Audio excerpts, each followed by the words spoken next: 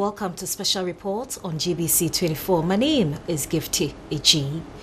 Now, have you ever felt you are being cheated whilst buying products from some shops or supermarket?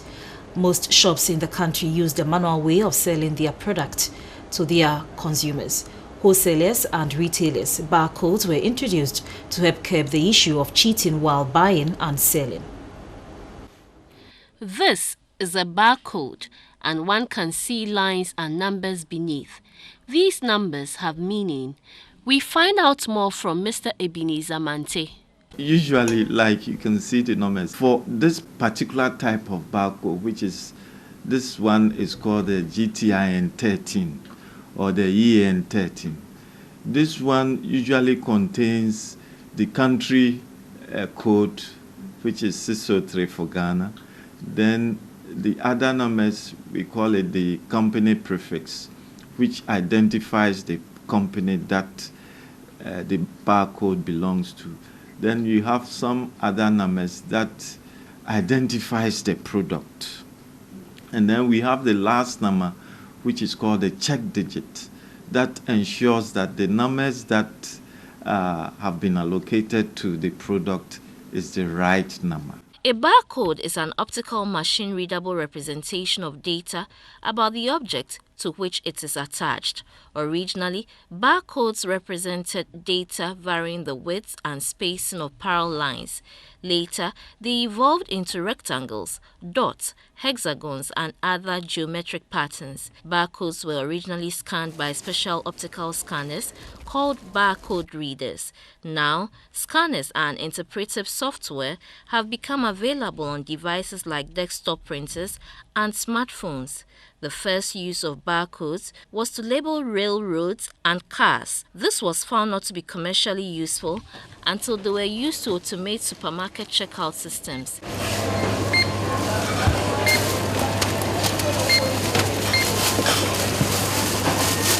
The very first scanning of the barcode was on a pack of Wrigley Company Chewing gum in June 1974. The introduction of barcodes is to help track items and reduce the instances of shoplifting, which involves price tag swapping. According to the chair of GS1 Ghana, Mr. Kofi Esuman, every item from a supermarket has a barcode on it, and he explains how it works. The barcode stores information, and the information that is stored in this barcode includes the name of the manufacturer, the type of product, the price of the product, the variety of the product. For example, if you have a particular type of water, there could be 500 ml, there could be 1.5 liter, there could be 5 liter. Now, the barcode is able to distinguish between all these varieties. Mr. Esuman noted that barcodes are not only used on products, but it is widely used in the healthcare and hospital settings. Barcodes are used for patient identification, access to patient data, which includes medical history, drug allergies, and medication management. Let's say you want to go to the lab. So many people have had their samples taken. Just by putting a barcode on, you'll be able to get the results to the right person. Otherwise, you can mix up the results of individuals. And again, for patients, if you are able to link the patient's folder to the drugs that the person is to take by scanning, you will not make a mistake. Barcodes do not facilitate trade only. It also helps in tracing lost, stolen, and counterfeit items. Barcoded tickets allow the holder to enter sports arenas, cinemas, and the theater. It helps proprietors to identify fraudulent tickets easily. Just look at the thousands of people who are traveling by air.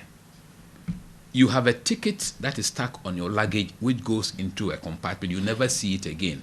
But no matter how many airlines you change before you get to your destination, by simple scanning of barcodes, you are able to trace your luggage, and by the time you get to your destination, it is there with you. Barcodes are helping to trace and track goods. The question is, are there fake barcodes on the Ghanaian market? There are a lot of fake barcodes, like maybe a barcode that has a number that you can't really tell where that barcode is coming from. Some people just put some numbers there which are not the right numbers. Other people too can copy good barcodes onto their products, but they've not obtained it the right way. A random interview revealed that most manufacturers do not know what a barcode represents. Some do not know of its importance. This calls for much education to help the Ghanaian products do well on the international market. One of the problems that we have as a developing country is not building our technology base. Now, once you build a technology base, it helps you to develop faster. This technology of barcodes has started gradually. In fact, elsewhere, people have even moved far higher than where we are now. If you look at Ghana, almost 90 to 95% of our trade is in the informal sector. You go to the market, that's where everybody goes to. Very little, relatively, of the goods we trade in are done in the modern shops. And it is in these areas that they definitely require the barcodes. To limit the process of shoplifting, price swapping of products, and customers being cheated during buying and selling, experts say there is a need for manufacturers and shop owners to have barcodes on their products.